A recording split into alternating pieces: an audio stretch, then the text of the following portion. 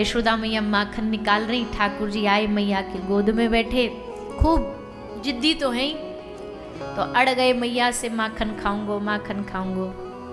मैया ने जैसे तैसे इनको संभाला, समझाया, ना समझे। फिर मैया ने बात घुमाई, दूसरी जगह बात लेके गई ताकि आपको मन भटके तो भी ना भटको।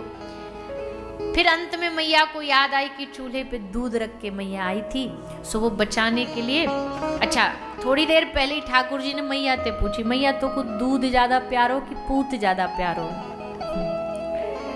तो मैया बोली, मोकू तो पूत ज्यादा प्यारो है। ठाकुर जी बोले, तू लगी तो दिन भर दूध में ही रहे, दूध दही माखन में ही लगी रहे, मेरी तरफ तो तू ध्यान ही ना दे। मैया बोली, अरे बाबरे, माखन दूध दही तेरे ताई तो निकालू, तेरे नहीं आई तो निकालू, मोकू तोते ज्यादा प्यारो क्या है सके?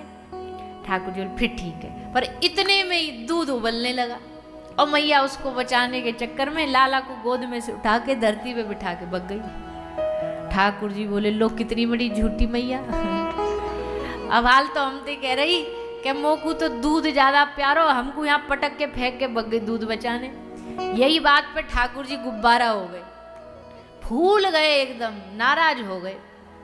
अब भैया इनकी भी गलती नहीं है ना, इनको इग्नोर होने की आदत नहीं है। जिसके चाहने वाले बहुत हो उसको इग्नोरेंस की आदत नहीं होती कि भैया कोई हमको इग्नोर कर दे।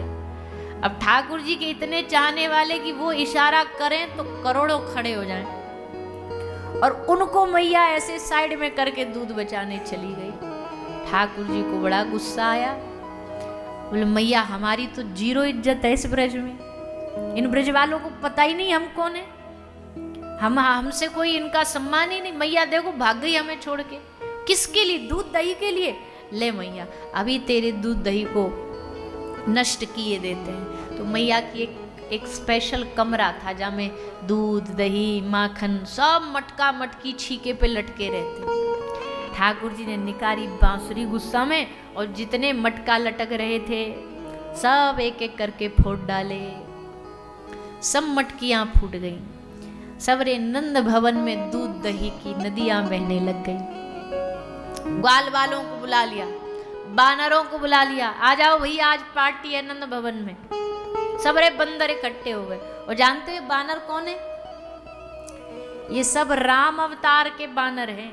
राम अवतार में इनसे लंका में मेहनत करवाई, और फिर जब कहा कि कृष्ण अवतार में, इस अवतार में मेहनत कर लो, कृष्ण अवतार में तुमको मौज ही मौज देंगे, आ जाना सबरे मां। सबको लेकर के आ गए। तो द्वापर वाले बानर, त्रेता वाले द्वापर में आए, और अब द्वापर वाले कलयुग में हैं, जो वृंदावन में है ना,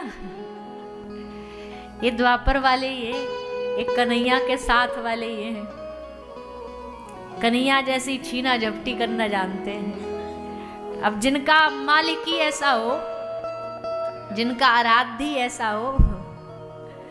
एक बार श्री हनुमान जी, एक चरित्र आता है, भावात्मक प्रसंग है ये, कोई शास्त्रीय नहीं। तो हनुमान जी एक बगीचे में, बगिया में थे, तो वहां अर्जुन आए, और अर्जुन ने आकर के वहां फूल चुनना शुरू किया, फूल फल तोड़ने लगे, लेके जाने लगे। तो हनुमान जी आए बड़े नाराज होकर के, बोले, कौन हो तुम? बिना आज्ञा के कैसे ये लेकर के जा रहे हो? तुम्हारी इतनी हिम्मत कैसे हुई? क्या नाम है तुम्हारा? हमारा नाम अर्जुन है, हम भगवान कृष्ण के सखा हैं। तो पहले तो हनुमान जी गुस्सा थे, पर जैसे कहा कृष्ण के सखा हैं, तो हनुमान जी हंस के बोले, फिर ठीक है, फिर कोई बात नहीं। क्यों? बोले, तुम कृष्ण के सखा हो, तुमसे यही उम्मीद की जा सकती है। कम से कम अभी बिना आज्ञा के तो लेके जा रहे हो, वो तो शुक्र मनाओ कि चोरी करके ना लेके जा रहे, नहीं तो भैया तुम्हारा आराध्य ऐसा कि सबको चोट्टा बना देता है। तो जैसी संगत वैसी रंगत। एक भक्तमाल जी में माधवदास जी की कथा आती है। एक माधवदास जी भगवान के सखा हुए, उड़ीसा में जगन्नाथपुरी में रहते थे। वो बड़े अद्भुत संत थे। माधवदास जी की बड़ी सुंदर सुंदर लीलाएं, ठाकुर जी उनके आगे आगे चलते थे और माधवदास जी उन्हें भगाते थे। एक बार माधवदास जी पुरी से वृंदावन आ रहे थे, ठाकुर जी बोले हम भी चलेंगे। माधवदास जी बोले ना, तुम नहीं चलोगे वहां पे, पूरा रास्ता लंबा है, खाना पीना कहाँ से हम व्यवस्था करेंगे, यहीं रहो चुपचाप, हम जल्दी वापस लौट के आ जाएंगे। तो बिना उनको लिए चले गए माधोदास जी। 5-10 किलोमीटर आगे जाके भूख लगी, एक जगह भोजन करने बैठे। इतना सा भोजन पाते थे माधोदास जी, पर अब जब से यात्रा शुरू हुई तो देखा इतनी भूख लगने लग गई। हर 5 किलोमीटर पे भूख लगती, फिर किसी मैया से कहते मैया भोजन दे दो। माधोदास जी ने सोचा इतनी भूख हमें कभी लगती नहीं, लगी कैसे? तब समझ में आया ये जो चतुर चालाक है ना, ये हमारे ही हृदय में बैठ करके हमारे संग आ गया है। भूख हमें नहीं लग रही, भूख इसको लग रही। ठाकुर जी पीछा नहीं छोड़े माधोदास जी का, यहाँ वृंदावन तक आए साथ, इतनी पक्की मैत्री थी।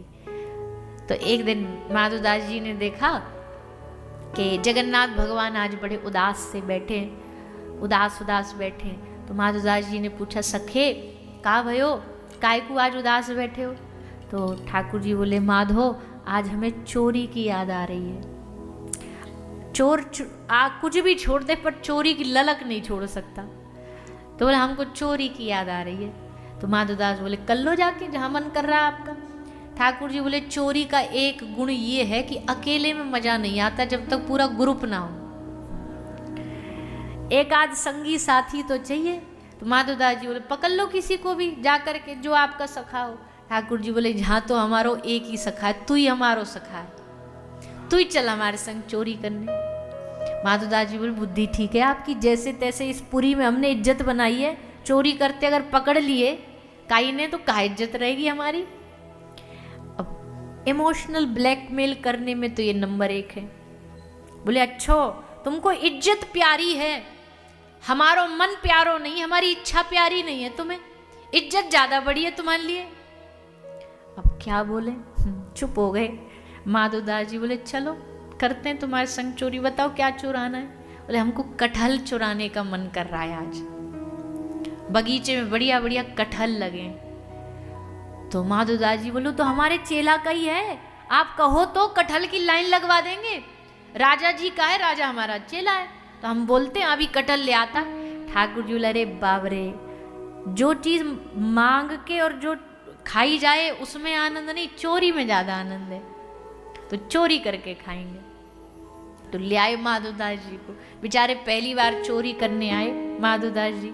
तो माधोदास जी को ऊपर पेड़ पे चढ़ा दिया, बोले चढ़ जाओ, ऊपर से डालो कटहल, हम नीचे ऐसे अपना झोला फैला के खड़े हैं। तो माधोदास जी ने कटहल तोड़ा और कटहल तोड़ के बोले पकड़ो, अरे नीचे गिरने वाला पकड़ो, जैसे बोला पकड़ो।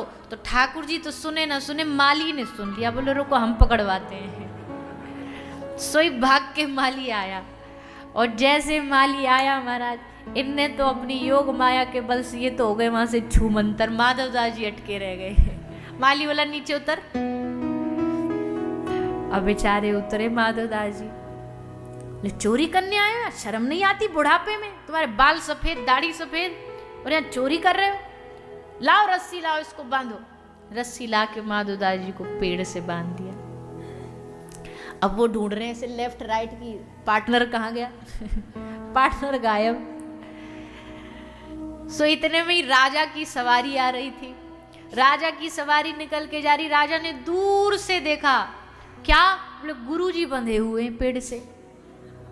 भाग के आया राजा रथ छोड़ करके, माली को पकड़ा, अरे मूर्ख क्या किया, गुरुजी को बांध रखा, इधर आ, शर्म नहीं आती। माधवदास जी ने बोला या को मत डांटो, अब हमारे कांड ही ऐसे हैं, अब काम बंधने वाले करेंगे तो बांधे जाएंगे, चोरी करेंगे तो फिर बंधेंगे। प्रभु आप और चोरी, आप कैसे चोरी कर सकते हैं? बोले संगत का सर। अब जाकी जैसी संगत, हमारी संगत ही खराब चल रही है, चोर के संग रहेंगे तो चोरी सीखें। पर प्रभु कौन? बोले जगन्नाथ प्रभु आए चोरी करने तुम्हारे बगीचा में। कटहल का मन कर रहा था उनका। जैसे राजा ने सुना, आंखों से आंसू बहने लग गए। मेरे बगिया में जगन्नाथ भगवान चोरी करने आए, मेरा जीवन धन्य हो गया। अरे प्रभु आप आज्ञा तो कर देते, सारा जीवन आपका है, ये बगिया आपकी है, ये जगन्नाथ जी का ही तो है। तो राजा ने पूरा की पूरा बगीचा जगन्नाथ भगवान के मंदिर के नाम लिखवा दिया। आज भी वो बगीचा जगन्नाथ भगवान के नाम लिखा हुआ है। कि प्रभु आप खा लो, जितने कटहल आ ये सब आप ही का तो है। तो भैया चोरी न छूटती। ठाकुर जी ने वही ब्रज में सखान संग ग्वाल बाल बंदर सबको बुला लिया, सब दूध दही पान करने लगे। मैया ने देखा, लाला ने सबरी मटकी फोड़ दी, मैया नाराज है गई। मैया ने लेकर के डंडी लाला को पकड़ने का प्रयास किया, पकड़ करके लाला को उखल से बांधा और फिर लाल जी ने उस उखल को गिरा करके दो वृक्षों के बीच में उलझा करके यमला अर्जुन का उद्धार किया।